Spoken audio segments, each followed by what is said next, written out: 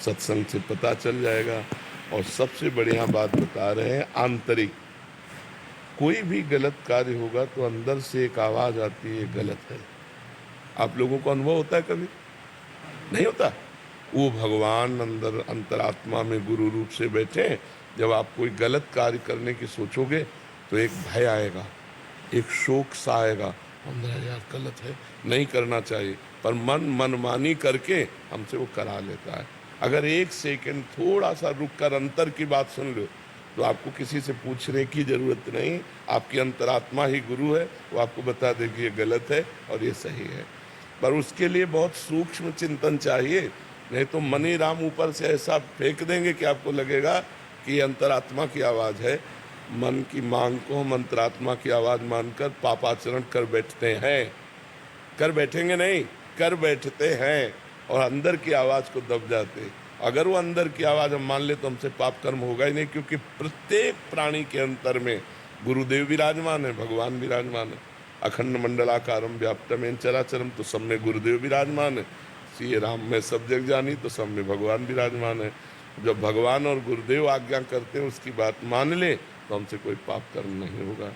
अगर इतना ज्ञान नहीं है तो शास्त्रों को पढ़ो, सत्संग सुनो, तो आपको पता चल जाएगा कि हमारा मन कौन सा गलत संकल्प करता है और कौन सा। वैसे तो बिना पढ़े लिखे भी पता चल जाता है कि गलत हमारा मन सोच रहा है या सही सोच रहा है। राहुल नागर जी, ग्रेटर नोएडा से। राधे राधे महाराज जी। महाराज जी, मेरे द्वारा जो भी गलत काम वो पाप जाने अनजाने में हुए, उनका पश्चाताप कैसे करूं कि जिससे नई जिंदगी की शुरुआत हो? पढ़े लिखे हो, भागवत का पाठ कर डालो और हर समय भगवान का नाम सुमिरन करो। और एक बार भागवत श्रीमद् भागवत महापुराण सर्व पापों का प्रायश्चित कराने में सर्व समर्थ है। घोर पापी वैश्यागामी नीच 7 दिन भागवत सुनकर परम पद का अधिकारी हो गया, धुंधकारी। स्पष्ट कलयुग में परम पद प्रदान करने के लिए भागवत गरज रही है। यदि आप संस्कृत पढ़ लेते हो जी महाराज, तो बहुत बढ़िया रहेगा। एक श्रीमद् भागवत गीता प्रेस से खरीद लो और रोज 1 अध्याय 2 अध्याय रोज पाठ करो, तुम स्वयं, हिंदी और संस्कृत दोनों का, और पूरी भागवत पढ़ डालो और फिर नाम जप करते रहो, तो आगामी पाप की संभावना नहीं रह जाएगी, पूर्व के सारे पापों का नाश हो जाएगा। और 30 मिनट नाम कीर्तन करो 24 घंटे में। 30 मिनट, आधा घंटा ऐसा निकालो जो तुम्हें नाम प्रिय, उसका कीर्तन करो। नाम संकीर्तनम यस्य सर्व पाप प्रणाशनम। भगवान के नाम का कीर्तन समस्त पापों का नाश कर देता है। तो भगवान की लीला कथा, भगवान का नाम कीर्तन, भगवान का नाम जप, ये परम पद प्रदान कर देगा। पापों का नाश तो स्वाभाविक हो जाएगा, पाप प्रवृत्ति का नाश हो जाएगा। समझ पा रहे आप? डॉक्टर हर्ष तिवारी जी, फिरोजाबाद से। राधे राधे महाराज जी। महाराज जी, इंद्रियों को वश में रखना सुख का मार्ग कहा गया है महाराज जी, लेकिन जीवन शैली आजकल खान पान कुछ ऐसा हो गया है कि लोग तली हुई विषाक्त खाद्य पदार्थ जैसे कचौड़ी, समोसा, बढ़ई, अन्य चलो शुद्ध पदार्थों से बने हो तो ये भी बात ठीक है। पता नहीं कौन सा तेल है, कौन सा घी है, चर्बी है कि क्या है, और कई दिन का सड़ा।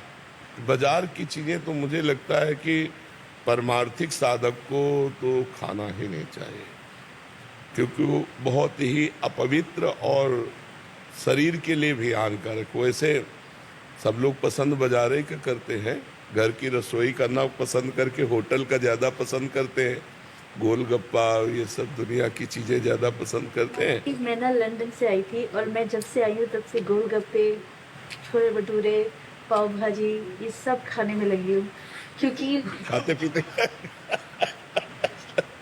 और मैं आपसे यही प्रश्न पूछने वाली थी कि मैं कैसे अपने आप, आपने कहा है सत्संग में कि साधक को भोजन कम करना चाहिए।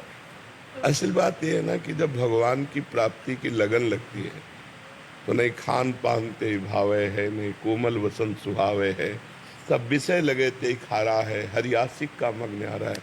अभी शरीर में है ना, आपको लगता है मैं शरीर हूँ, इंद्री मन की मांगे आप अपनी मांगे मान रही हैं, इसलिए आप इंद्रियों को शासन में नहीं ले पा रहे। अगर थोड़ा सा ज्ञान हो जाए, आप दृष्टा भाव में आ जाए, ये तो इंद्रियों की मांग है, मन और इंद्रियां मना कष्टान इंद्रियाणि प्रकृति स्थान कर सती, नहीं मुझे इसमें नहीं जाना। देखो 2 अंगुल की जीभ है, बस इतना ही स्वाद है, और यहाँ से गया तो सब बेकार हो गए। घाटी नीचे माटी, ये घाटी नीचे माटी केवल और अगर आपको सही बताएं, इनकी प्रक्रिया बनाते हुए देख लो। जलेबी जब बन के प्लेट में सामने आती है, लेकिन वो जलेबी वाला सीरा देखो, उसमें सैकड़ों मक्खी मरी पड़ी है, वो बस ऐसे निकाल दे। अपने घर में जो बनाओ, गोलगप्पा खाना है तो अपने आजकल गूगल से सब आप सर्च करके जान सकते हैं, यूट्यूब से, गूगल से, बढ़िया अपने घर में बनाओ, ठाकुर जी को पहले पवाओ और फिर आप पाओ तो बुद्धि शुद्ध रहेगी। तो हमें लगता है कि मन को चराने की इंद्रियों के साथ जो आदत है, इसे धीरे धीरे कंट्रोल करें। अनजाने में आप अपने को रोगों का शिकार बनाने की तरफ जा रहे हैं। शरीर में ज़्यादा मांस बढ़ना, चर्बी बढ़ना, ये हमारे अवयवों को कमज़ोर करता है। लीवर, किडनी, दिल, इनको कमज़ोर करता है। तो हमें तो आपसे प्रार्थना है कि 30-40 मिनट व्यायाम कीजिए, 20 मिनट प्राणायाम कीजिए, और ये सब बाहरी चीज़ें छोड़िए और सात्विक भोजन कीजिए। तो अभी आपका शरीर जो है ना, वो परमार्थ और स्वार्थ लायक हो जाए। अब अपने शरीर को एक्टिव करना चाहिए, तभी तुम स्वार्थ और परमार्थ लायक। यावत स्वस्थ विदम कलेवरम यावत च दूरे जरा, जब तक हमारा शरीर स्वस्थ है, इंद्रियां बलवान है, तो हम भगवान का चिंतन कर सकते हैं, हम लोगों का उपकार कर सकते हैं, हम कोई क्रिया भी कर सकते हैं।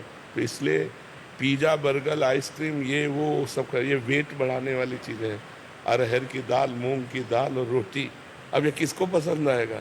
हर की तुरंत बना के दाल ठाकुर जी को भोग लगा के पाओ तो वो स्वादिष्ट है कि वो स्वादिष्ट है।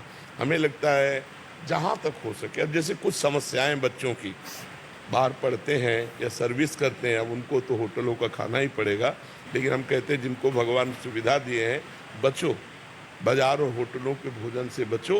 पहली बात अपवित्र, और दूसरी बात स्वास्थ्य हानिकारक है, स्वास्थ्य के लिए पक्का हानिकारक है। तुरंत तुम्हारे लिए आटा लगा के नहीं बनता हो, कई कई दिन का आटा जमा होता है लगा हुआ। तुरंत आपको भोजन मिलेगा तो तुरंत आटा थोड़ी लगाया है, तुरंत दाल थोड़ी उबाली, कब का है। आप बासी खाना पसंद करेंगे तो तमोगुण बढ़ जाएगा, भजन में वृत्ति नहीं रहेगी।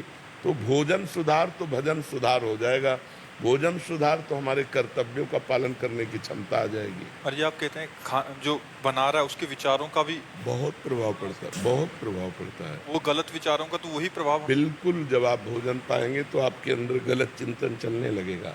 देखो जैसे कुआं है ना, कुआं का जल हमारे लिए जो पौष्टिक परमाणु चाहिए, जीवाणु चाहिए, वो मिलते थे। कुआं का पानी अब तो गया कुआं। देखो कलयुग का कैसा प्रभाव।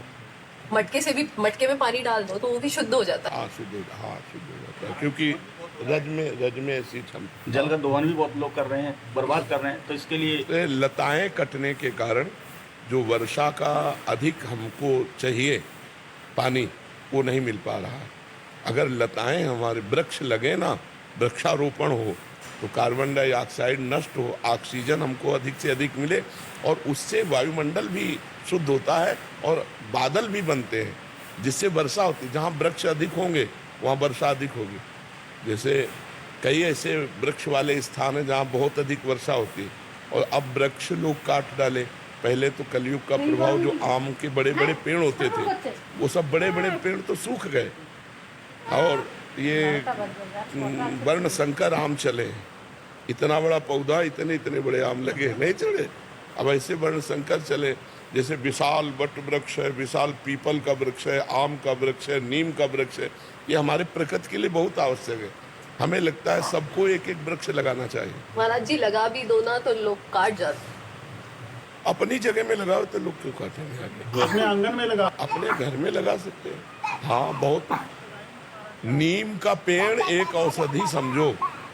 नीम का पेड़, उसके जो फल गिरते हैं, उससे जो गंध होती है, बहुत रोगों को नष्ट करने वाली होती है। नीम की जो वायु आती है, वो शरीर के लिए सुखद होती है। नीम की छाया में बैठना, लेटना, ये बहुत, गांव में तो ऐसे ही जग जाते थे, और अब तो दर्शन नहीं, खिड़की खोलो तो आसपास सब फ्लैट ही फ्लैट नजर आते हैं, वृक्ष तो नजर नहीं आते।